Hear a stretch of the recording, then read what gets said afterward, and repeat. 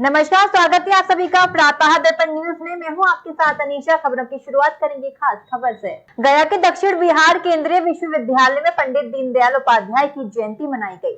इस जयंती समारोह में बिहार के राज्यपाल डॉक्टर राजेंद्र विश्वनाथ आर्लेकर शामिल हुए, जहां सबसे पहले उन्होंने वृक्षारोपण किया। वहीं पंडित दीनदयाल उपाध्याय के चित्र पर माल्यार्पण एवं पुष्प अर्पित किए।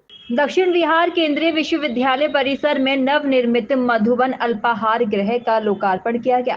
साथ ही मुक्ताकाशी व्यायामशाला का भी लोकार्पण किया गया, जिसके बाद पंडित दीनदयाल उपाध्याय की दृष्टि में 2047 में भारत का स्वरूप विषय पर एकल व्याख्यान किया गया। मुख्य अतिथि के रूप में मौजूद राज्यपाल का स्वागत दक्षिण बिहार केंद्रीय विश्वविद्यालय के कुलपति प्रोफेसर कामेश्वर नाथ सिंह ने किया। इस मौके पर Gaya DM doctor Thiyagarajan, SM city SP Himanshu सहित दक्षिण बिहार केंद्रीय विश्वविद्यालय के छात्र छात्राएं एवं पदाधिकारी शामिल हुए। वहीं राज्य ने अपने भाषण में पंडित दीनदयाल उपाध्याय की जीवनी को अपनाने की लोगों से अपील की एवं उनके जीवन के बारे में लोगों को विस्तृत रूप से जानकारी दी। आज हमारे देश में कुछ जो प्रयास चल रहे हैं वो सभी इस दिशा में है। हमारे राष्ट्रीय शिक्षा नीति इस दिशा में बहुत अच्छा प्रयास कर रहे हैं। राष्ट्रीय शिक्षा नीति के कारण समाज में धीरे धीरे जागरूकता आने लगेगी और भी आएगी, क्योंकि शिक्षा तो हमारे समाज का आईना होता है। शिक्षा तो हमारे समाज की रीढ़ होती है। शिक्षा तो हमारे समाज के मूल भावना होती है। इस मूल भावना को अगर संस्कार रूप से हम सबके सामने रखने का प्रयास करेंगे, तभी जाकर हमारे आने वाली पीढ़ी जो है वो संस्कारित होगी, राष्ट्र के प्रति जागरूक होगी, राष्ट्र के प्रति उनको क्या काम करना है वो समझ में आएगा। मुझे लगता है यह होने की आवश्यकता है।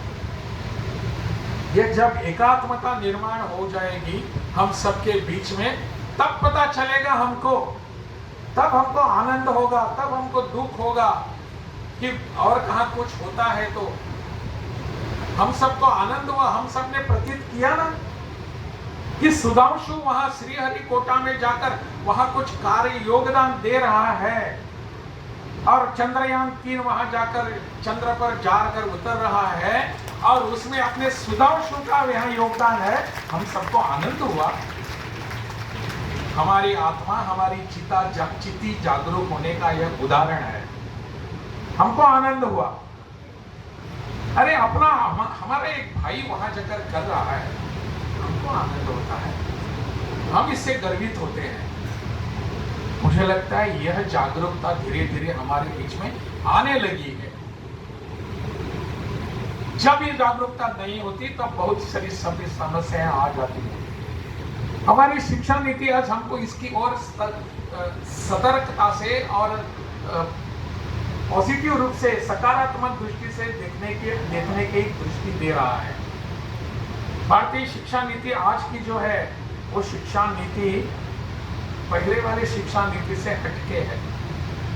मैं हमेशा कहता हूं कि पहले वाली शिक्षा नीति जो थी वो तो एक कुछ हमको कॉलोनाइज करने वाली नीति थी। हमको क्या था, हमको यहाँ से स्लेव्स, गुलाम बनाकर छोड़ना चाहते थे और हम गुलाम बने भी ना।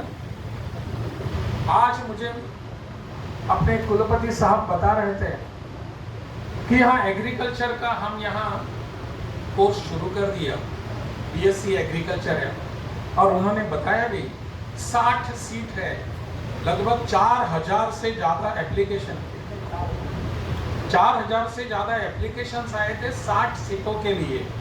और उन्होंने मुझे इस जो आपके साथ उन्होंने साझा भी की बात, वो ऐसी है कि अभी जो 60 सीट भर चुके हैं उनमें से 45 हमारी बहनें हैं, हमारी बेटियां हैं।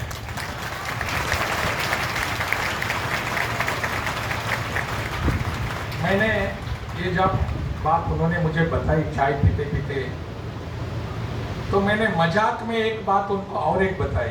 मजाक था, आप कैसा लेंगे पता नहीं मुझे। मैंने कहा कि ये सभी 60 विद्यार्थी जो हैं एडमिशन ले चुके हैं, उनसे एक एफिडेविट ले लीजिए। क्या एफिडेविट? कि बीएससी एग्रीकल्चर समाप्त होने के बाद, मेरी पढ़ाई समाप्ति के बाद मैं मेरा सर्टिफिकेट लेकर नौकरी मांगने के लिए कहीं पर नहीं जाऊंगा। मैं मेरा खुद का व्यवसाय करूंगा। मैं मेरे फिर से मिट्टी में जाऊंगा, वहां जाकर काम करूंगा। बीएससी एग्रीकल्चर की सर्टिफिकेट, उसका सर्टिफिकेट लेकर नौकरी मांगने के लिए कैसे जाऊं मैं? एग्रीकल्चर की पढ़ाई इसलिए होती है कि मिट्टी में जाकर फिर से काम करने के लिए। मैंने उनको मजाक में कहा, आप कैसे लेते हैं मुझे पता नहीं, परंतु ये करने की आवश्यकता है। आज की शिक्षा नीति हमको यह सोचने के लिए बाध्य करती है, मजबूर करती है। पहले वाली शिक्षा नीति पद्धति जो थी, उन्होंने हमको गुलाम बनाया। हम सबको बताया कि आफ्टर योर ग्रेजुएशन आपको सिर्फ नौकरी ही ढूंढनी है। पोस्ट ग्रेजुएशन नौकरी के लिए ही चाहिए, ग्रेजुएशन नौकरी ढूंढने के लिए ही चाहिए।